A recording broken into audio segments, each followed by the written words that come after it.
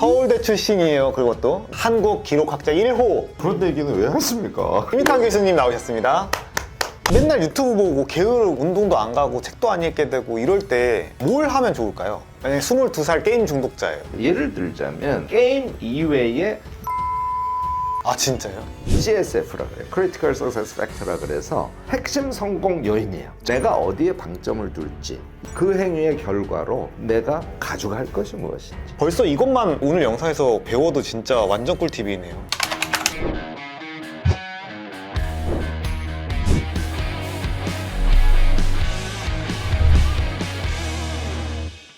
네, 교수님 이번에 계엄령도 터지고 막 사회가 혼란스럽고 유튜브 보면서 이제 게을러지고 막 이제 이런 상황들이 벌어지고 네, 있잖아요. 네. 이런 걸 어떤 메모라던가 어떤 네. 교수님의 입장에서 다 해결할 수 있나요? 네.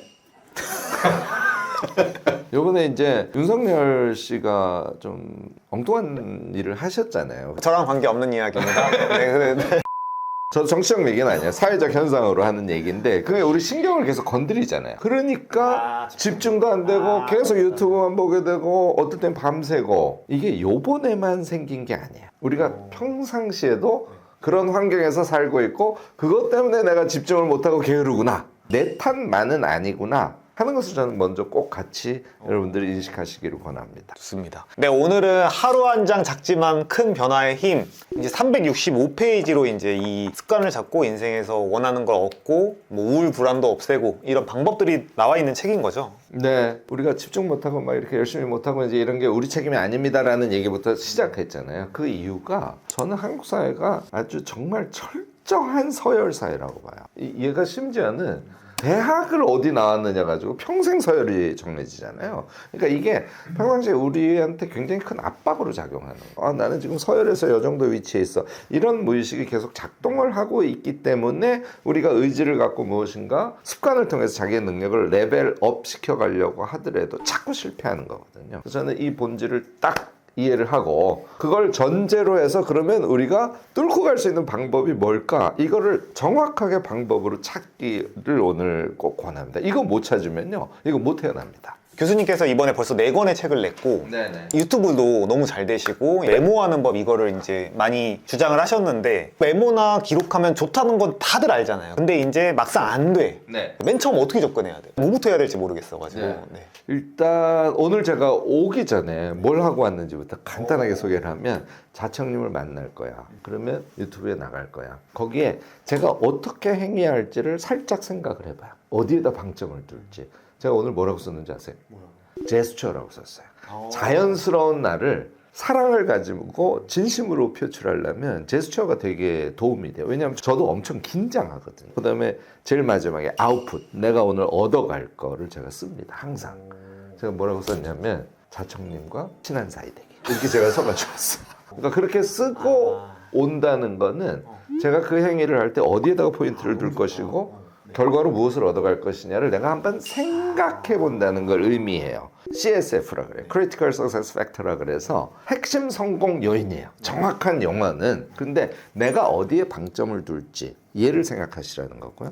그다음에 두 번째는 그 행위의 결과로 내가 가져갈 것이 무엇인지. 벌써 이것만 오늘 영상에서 배워도 진짜 완전 꿀팁이네요. 어떻게 보면 이제 켈리체 회장님도 이야기하시는 게 아침에 제일 중요시 여기는 게 시각화를 그날 뭐 점심에 무슨 일이 있을 거고 오후에 뭐 약속이 뭐가 있을 거고 그냥 그거를 다 상상을 한 다음에 거기서 최선의 결과를 상상을 한다는 거예요. 맥락은 굉장히 비슷한. 똑같습니다. 저는 이제 기록을 전공하니까 여러분들 아침에 일어나서 꼭 플래너를 쓰세요 합니다. 그런데 대부분 어떻게 하냐면 엄청 촘촘하게 해요. 8시 20분부터 9시까지, 9시부터 9시 40분까지. 이거는 거의 의미가 없어요. 왜냐면 그거 못 지키거든요. 그러니까 12시 되면 나는 역시 안 돼. 이렇게 또 자괴감에 빠지잖아요.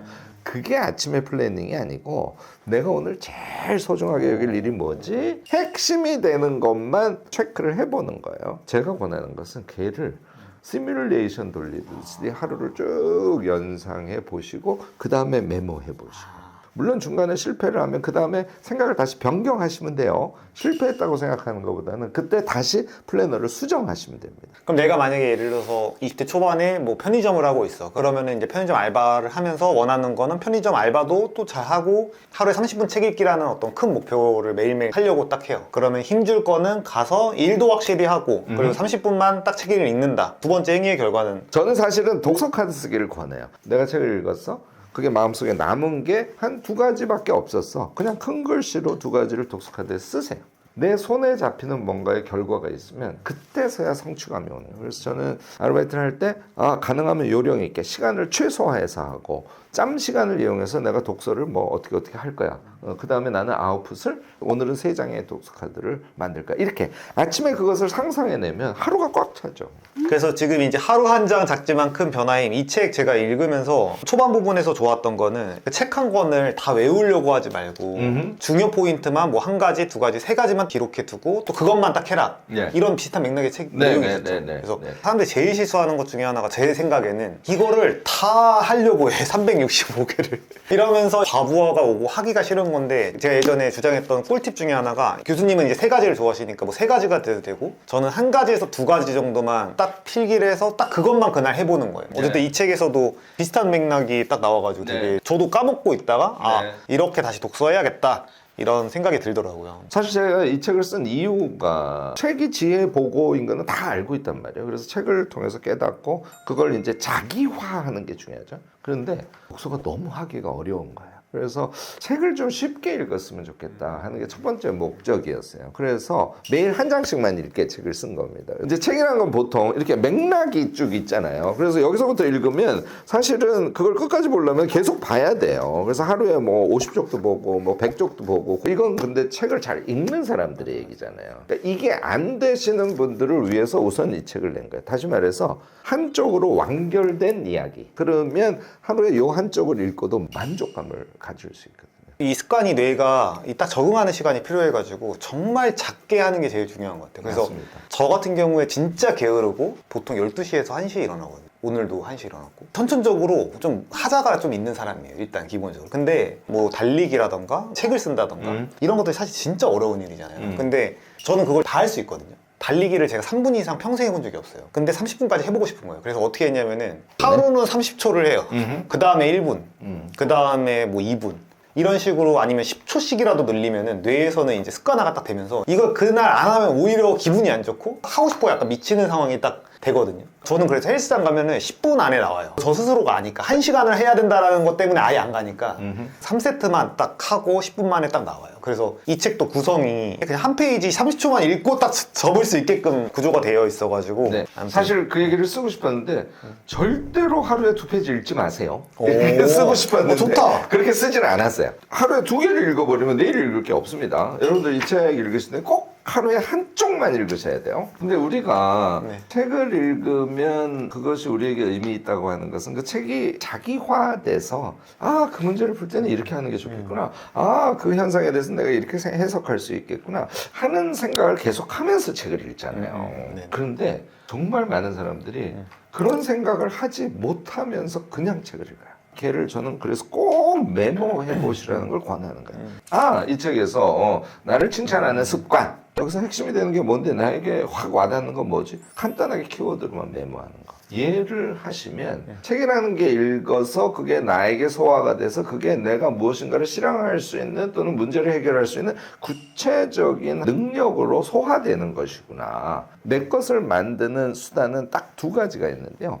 반복해서 걔를 생각하는 거. 그 다음에 메모하고 기록하는 거예요. 그런데 메모하고 기록하는 게 훨씬 쉬워요. 이것만 하시면 돼요. 메모한 걸 다시 보고 생각을 하시는 거예요. 그러면은 지금 이제 사람들이 맨날 유튜브 보고 게으르고 운동도 안 가고 책도 안 읽게 되고 이럴 때 뭘 하면 좋을까요? 만약에 22살 게임 중독자예요. 예를 들면 자기가 하기 제일 쉬운 것을 하기를 일단은 저는 권합니다. 예를 들자면 자기가 게임 이외에 너무너무나 재밌는 것을 찾아내는 것에서부터 출발해야 돼요. 상대적으로 그걸 하기가 수월하거든요. 그러니까 제일 중요한 건 수월성이라는 거지. 내가 어릴 때 농구를 엄청 좋아했어. 그럼 게임을 하다가 농구를 생각하고 처음에는 실패를 하더라도 두 번째, 세 번째 드디어 몸을 일으켜서 농구를 한번 했더니 엄청 재밌어. 그래서 농구의 시간을 조금씩 늘려가는 거지. 그래서 그러니까 게임의 시간을 생산성 일관성 줄여봐요. 있는 걸로 술 먹기, 담배 피기 뭐 이러면 안. 저는 다 오케이입니다. 아 진짜요? 그것이 무엇이다. 내가 술 먹기를 했어. 그러네. 그럴 때 술 먹기 네. 시간이 뭐 6시간이고 게임이 8시간이야. 완전 페인이죠. 근데 완전 페인이죠. 그렇게 인생 살면 큰일 나요. 그러면 어떤 현상이 생기냐면 술 먹는 것 대신 다른 걸 해야겠네 하는 문제의식이 생기기 시작해요. 그러면 그때 자기가 정말 다른 것을 하고 싶은 걸 찾고 그것을 조금씩 시도해보는, 그게 운동이 될 수도 있고 그게 독서가 될 수도 있고 그것이 사람과의 만남이 될 수도 있고 굉장히 다양한 게 우리 삶의 기쁨으로 들어올 수 있어요. 그걸 찾아내시고 그거를 폭하고 실행하는 거, 이게 이제 저는 출발이라고 생각합니다. 그럼 궁금한 게 기록이나 메모에 대해서 엄청나게 강조를 하시는데 포스트잇에 하는 건가요? 아니면 어디다 하는 건가요? 제가 이게 너무 대책 없는 답을 드려서 죄송한데요. 제 답은 아무 데나 그냥 아무렇게나 그냥. 자기 스타일대로. 그냥 처음에는 무조건 음. 그러다가 조금 붙으면 저는 다이어리를 쓰기를 권해요. 다이어리는 왜냐면 날짜가 들어가 있기 때문에 하루에 이 정도는 메모를 해야지 하는 게 이제 압박 같은 거를 작동하거든요. 그럼 분량이 또 압박이 되니까 한 3줄만 해야 되나요? 어떻게 해야 되나요? 그러니까 처음에는 제가 3가지를 항상 강조하니까 3줄을 하기를 권하고요. 하루에 반쪽 정도부터 시작하시길 권해요. 제가 사실은 그래서 이 책을 왜 썼냐면 이제 3가지가 있는데 제가 이렇게 얘기를 하면 다 결심은 해요. 하루에 한 쪽씩 읽고 메모를 한다, 이거 메모를 해야지. 그런데 사느라고 안 해요. 그래서 제가 이 책을 쓰면서 단톡방을 만들었어요. 이 하루 한 장 작지만 큰 변화임 여기 단톡방 응. QR코드가 있습니다. 찍으면 단톡방으로 들어오시게 돼있어요. 그래서 거기서 뭘 하기를 권하냐면 독서 카드에다가 자기가 메모한 걸 토대로 해서 자기 생각을 현재 가능한 수준으로 글로 그냥 써보시는 거예요. 그래서 걔를 사진을 찍어서 단톡방에 올리세요. 이게 이제 제가 권하는 거예요. 이게 아무것도 아닌 것 같지만 올려보세요. 그럼 막 여기 엄청나게 많은 사람들이 들어왔기 때문에 너무 좋아요, 뭐 응원하고, 이게 우리에게 필요한 거예요. 왜냐하면 아까도 얘기했듯이 서열 사회에서 내가 여기에 위치하다고 생각을 하면 나는 잘 못하고 있어, 이렇게 생각하거든요. 그래서 제가 이거 Small Big Change 클럽 이라고 이름 붙이고요. 한 달에 한 번씩 모임을 할 겁니다. 우리 같이 함께 모여서 실행력을 실제로 높여봅시다. 한 가지만 더 소개할게요. 팬데믹 때 이제 만날 수가 없으니까 공부를 할 때 줌을 켜놓고 같이 해봤어요. 너무너무 효과가 좋고 집중력도 좋아지고 일단 거기 안 들어오면은 좀 미안하기도 하고 뭐 여러 가지 요인이 작동을 하니까 줌을 켜고 같이 공부하는데 몇백 명씩 들어와요. 제가 운영하는 커뮤니티에서 제가 이제 아이캔 대학이라는 것을 운영하는데 혹시 실행력이 떨어진다고 생각하시는 분들은 이 아침에 하는 것도 꼭 같이 해보시기 바랍니다. 이 얘기를 제가 꼭 하고 싶었어요. 네, 오늘 영상 많은 이야기 해주셨는데 이거가 다 휘발될 수도 있고 이제 까먹을 수도 있잖아요. 제가 진짜 딱 하나만 가져가셨으면 하는 거는 이 구상기로 아까 이야기하셨던 오늘 일어나서 뭐에 힘을 줄 것이냐, 그리고 그거를 해냈을 때 내가 어떤 결과를 얻을 것이냐. 예를 들어서 제가 어제 비밀 유튜브 채널을 하나 만들었거든요. 혼자 편집이랑 이것저것 다 배워가지고 혼자. 그때 만약에 응용을 한다면 힘줄 거는 오늘 AI를 이용해서 만든 거를 올려보자가 이제 제가 어제 목표였었고, 저는 그 결과가 그냥 하나 올려서 나 스스로 해냈다라는 그 느낌 받으면서 그 다음에 계속 습관화하기, 그게 뭐 제 결과긴 했는데 뭐 이렇게 하는 거 맞나요? 맞습니다. 그것에서 얻어줄 수 있는 어떤 미래의 전망 같은 거를 또 생각해보면 더 좋죠. 그것까지도 있었는데 그건 비밀이라서 어쨌든 딱 완전히 몰입이 되겠네요. 그 네. 하루 동안 집중하게 그렇습니다. 되고 어떻게든 끝내려고 하게 되고 딱 끝냈을 때 완전 기분 좋고. 네, 맞습니다.